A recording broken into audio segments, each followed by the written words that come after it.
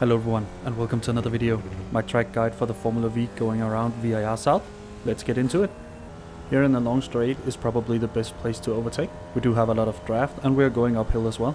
And if you can get on the inside for turn 1, you'll have the lead. Turn 1 and 2 I'm gonna treat like a double apex corner.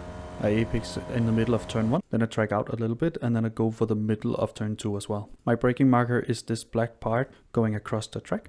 Once I get to that, I brake hard and I go down to third. And then I trail the brake to after the first apex. Once I get close to the second apex, then I'll go on the throttle again with full power.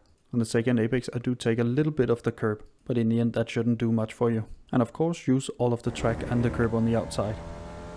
Turn 3 is flat out. The next braking zone will be for turn 4, going up the hill. I do shift into 4th for a short while. My braking marker is when the porta potty on the left disappears from my screen. I brake to about a peak pressure of 85% and I quickly get off the brake again. I turn in when the curb on the right ends and then I stay off the curb on turn 4.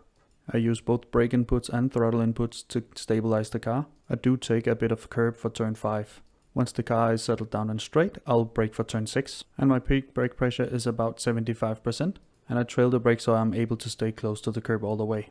Once I'm close to the curb, I'll go full throttle. If you get this right, the car will naturally steer out to the right and use all of the track for you. We need to get a good exit out of turn 7 because we are flat out all the way to turn 11 and 12. My braking marker is this wooden structure here on the right. Once it gets off my screen, I'll start to brake.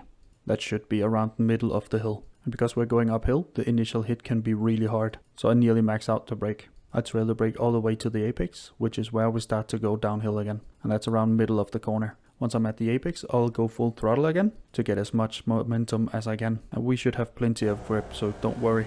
All the way up to turn 11 and 12, draft will be a thing. Keep that in mind if you have to defend your line here.